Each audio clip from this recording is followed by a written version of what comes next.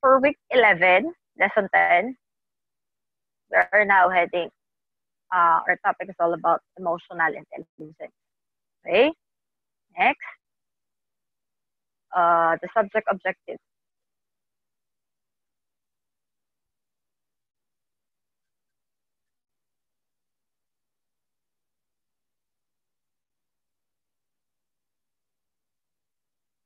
Okay, the course objective, this course will increase your ability to, for the student to be able to know the difference between IQ and EQ. What is IQ and what is EQ? Now, second, manage your emotions by recognizing how thoughts and emotions are connected. Number three, improve your self-control by identifying physical cues that indicate your emotions may be taking over. So at the end of our discussion regarding week 11, lesson number 10, you are able to answer the following. Is it clear? Number 4, discover how emotional intelligence can help you develop more positive relationships at school, at work, and more optimistic outlook. Again, for to those who asked, this is for grade 12 personality development subject. This is not all dito in general subject. This is personality development subject to avoid confusion. Okay? Your OLC on the other subject, they will also conducting virtual classes. Okay?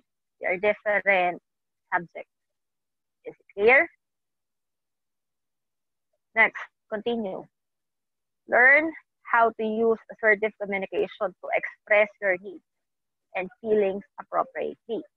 Now, based on our objective, analyze it, assess yourself, habang binabasa, try to understand ano ba yung objective ko for the subject. So, I can assess myself.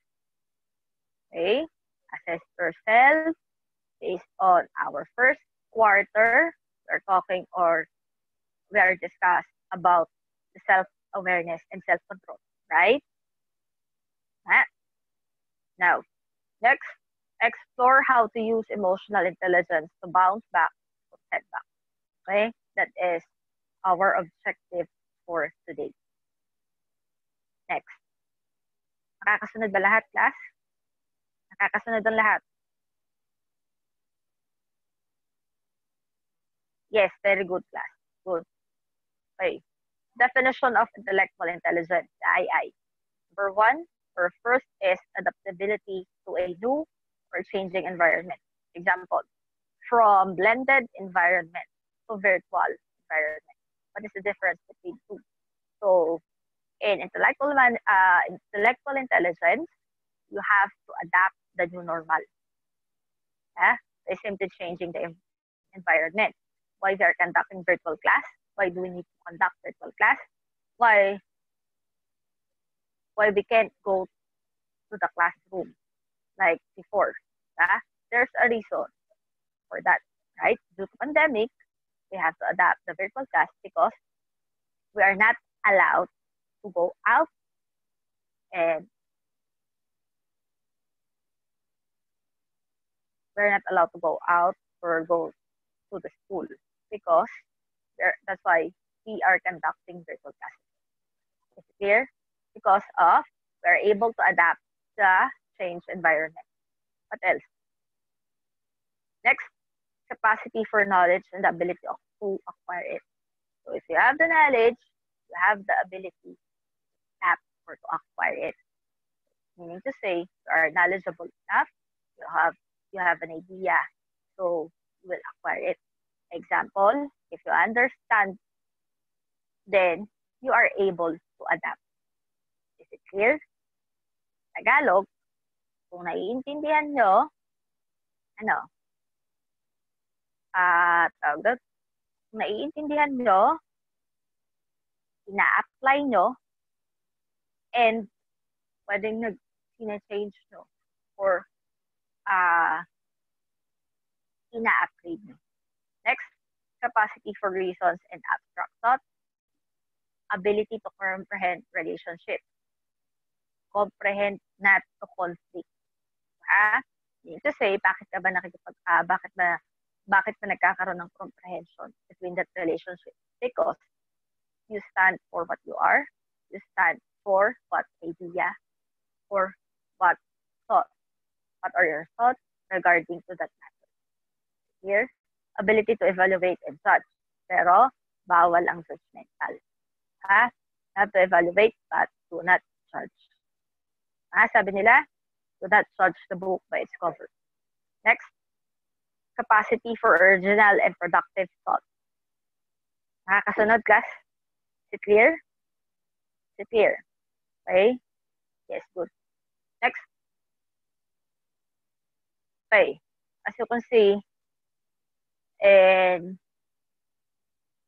presentation, the illustration of a human. Okay? Nakita natin yung brain. This is an example. Brain, the intellectual intelligence, ability to learn about.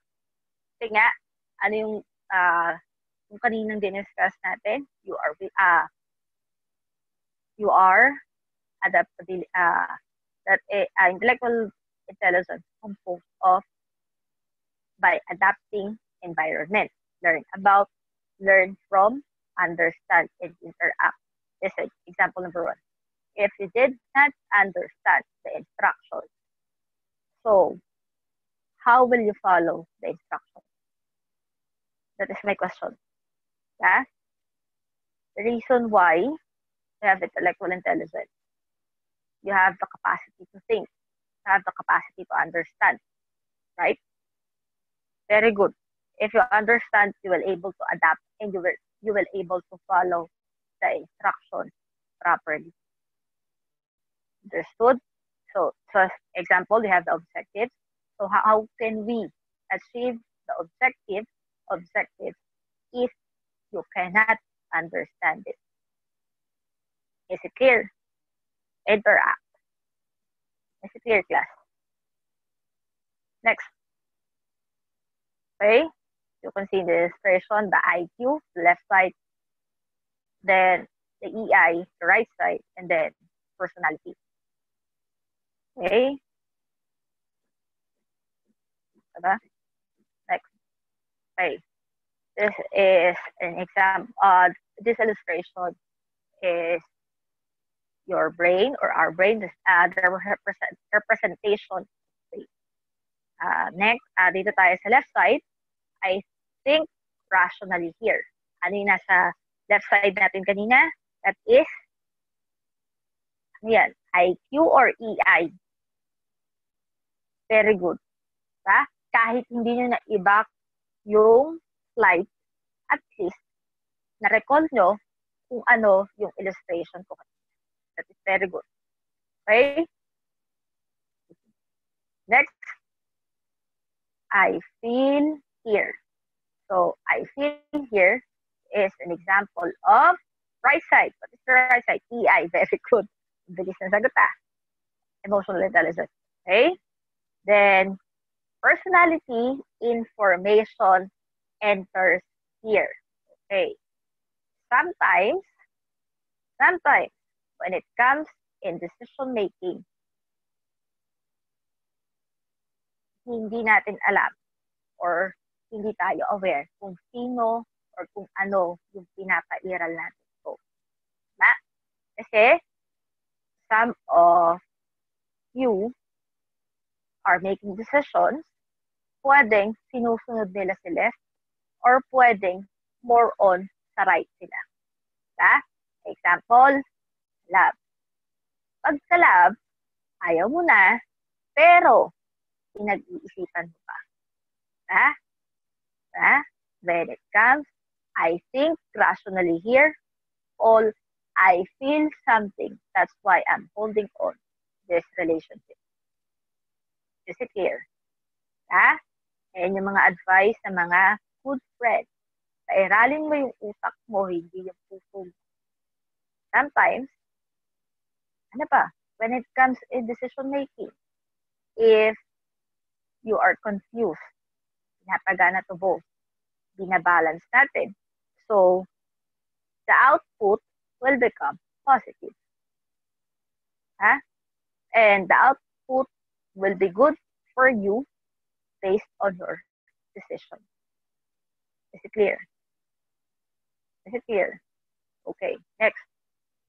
Emotional intelligence. Emotional intelligence, ability to recognize and understand emotions in yourself and others, and your ability to use this awareness to manage your behavior and relationship. That is emotional intelligence. Clear?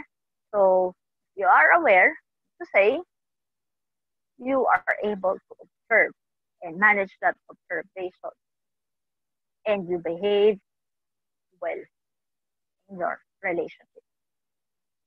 That is emotional intelligence. Next.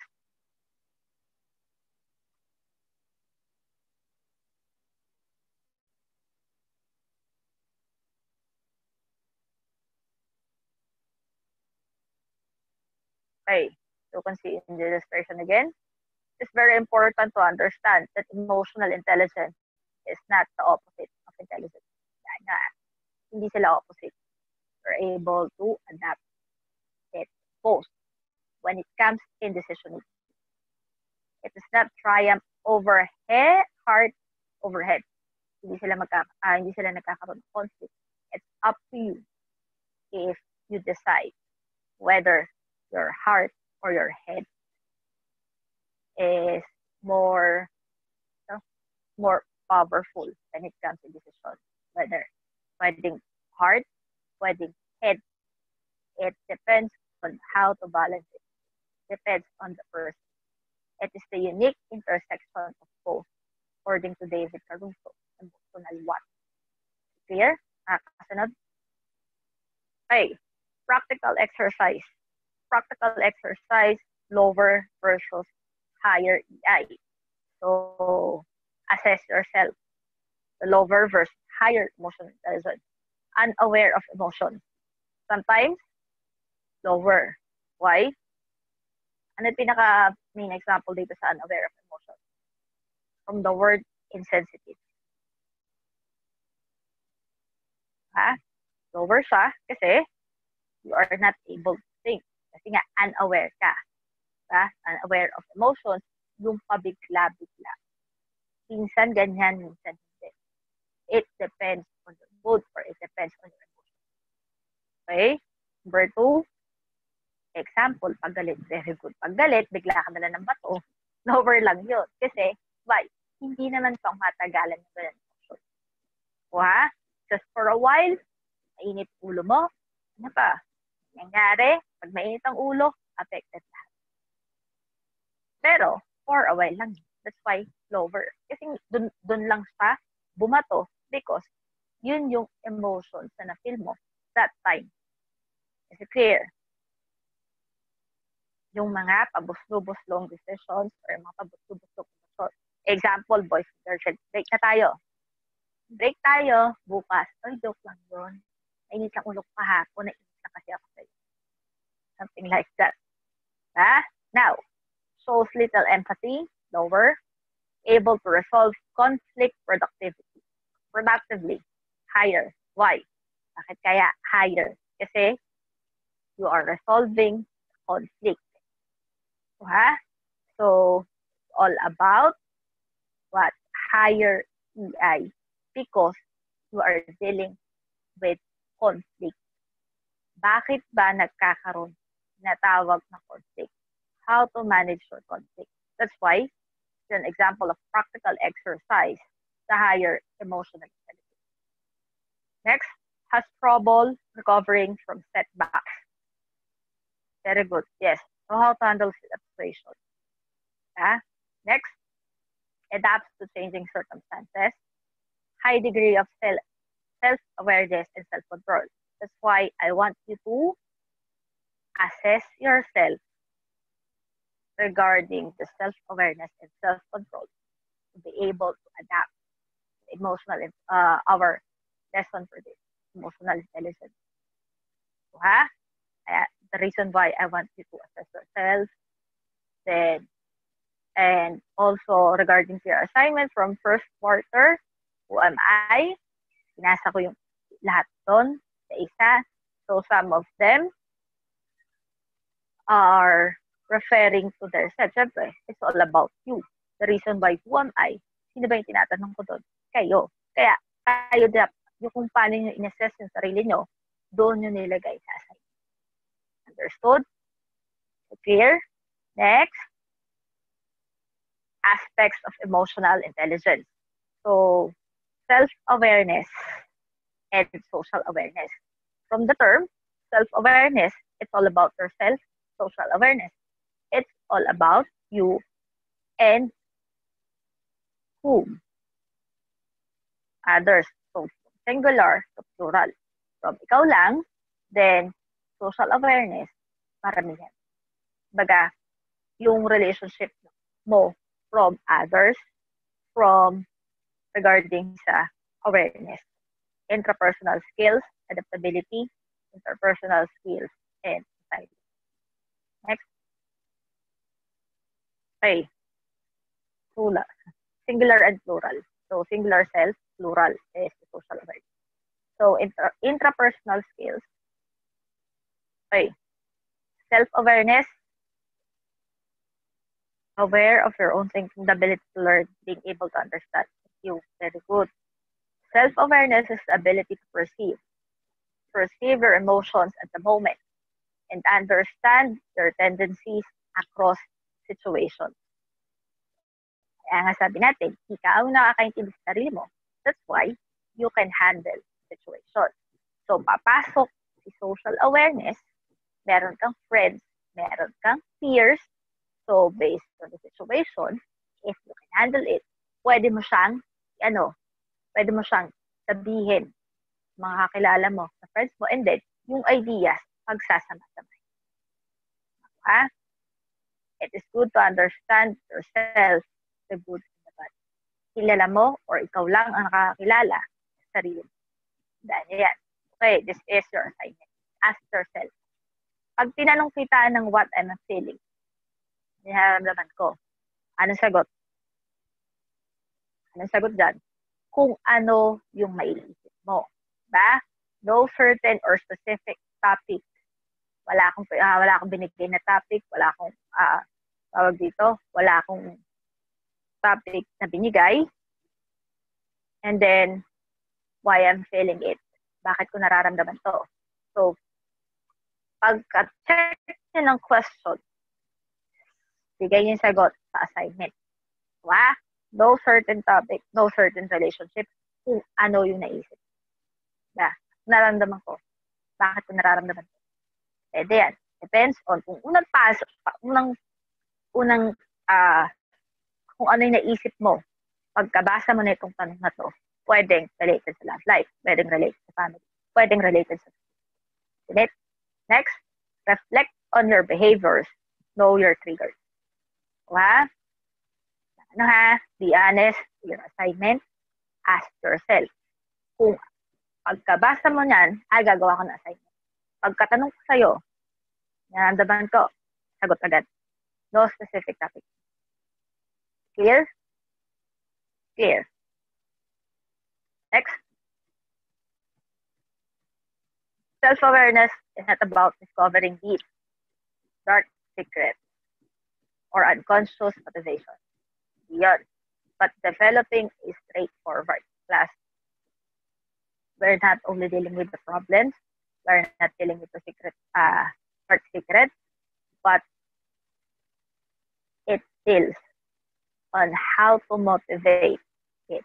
Example, meron kang dark secret na hindi mo sinasabi sa mga friends. Okay, ano ba yung nagpapamotivate sa inyo? Kayo, para to have positive feedback, have positive output in life. Hindi lahat ng nakadapa lang. Meron dyan, bumabang. Ako straightforward and honest understanding what makes the tick. Okay, you can see in the illustration, sabi ko kanina, etong dark secrets tinatawag, hindi porket madilim na ang sitwasyon mo. Hindi ka na mag-motivate para magkaroon ng positive outcome. Diba? Diba ba? Example on how to survive life. Diba? Some of it, due to pandemic, are encountered it. So, ano ba yung motivation ko? Bakit ang patutak ang mga online sellers ngayon? Diba? Kasi nga, due to our situation, due to this pandemic, hindi ko binaon yung sarili ko or hindi ko nilugmok yung sarili ko sa kung anong sitwasyon na meron ako ngayon. Pero, minotivate ko yung sarili ko para magkaroon ng panibagong simula. And then, for the sake of their families, for the sake of their good, baga kahit gaano ka kalugmok sa problema, there's always a light. There's always motivation for you to achieve your goals and your objectives. Is it clear? Next. Okay, this is more on illustration. Sometimes, sabi kanina, don't judge. Pero, once makakita tayo ng picture, sometimes, nagiging judgmental tayo. Ano ka ginagawa nito? Gulo-gulo siguro ng buhay nito. Kasi ang gulo ng table. Isn't it? Next. Siguro yung bahay na to, lagi itong nagbubundok. Yung niya, yung fit niya. Diba? Sometimes, makakita lang tayo ng picture, nandyan niya si judgment, nagiging judgmental na, and then, kakaroon tayo ng idea kung ano yung ginagawa niya, kung ano yung mga activities na interested ng tao. Next. At naman tayo, familiar dyan. Ang ganda ng sunset. Saan kaya? Diba? Mga ganyan. Baga, tignan mo lang yung picture. Kakaroon ka na kaagad ng iniisip sa utak. There are some different interpretations with that picture. Okay? Why? Is there any concern? Hindi labing. Next. Next. Okay. Recognize your physical cues. Oh no. Increase heart rate, butterflies, flash skins, tense muscles, sweating, and voice rising, getting louder. Okay? Don't get emotional hijack. Next. Okay? Okay. This is my last part. Demonstrate empathy. As you can see the picture, do. We understand without necessarily agreeing. Example, may kasama ako dito. Okay. Iniintindi ko siya. Pero, hindi lahat ng sinasabi niya, uma-agree ako. Saan umaangat yung conflict? Kasi, sometimes, we have different perceptions in life. Magkaiba kami ng reasoning, magkaiba kami ng isip. That's why, not all the time, I agree with him or with her. Okay? Do use words and gestures to show you care, especially sa mga kaibigan, sa family, sa peers, or kung sa mga nahihirapan along the way. Okay? Next, don't offer advice, don't judge, don't tell them how you feel. Okay? Then, is there any questions? So, it's already 3 p.m. Let's continue this discussion next week, same time. Or if you want mas maaga, if you want to join the morning session, it's fine. Okay?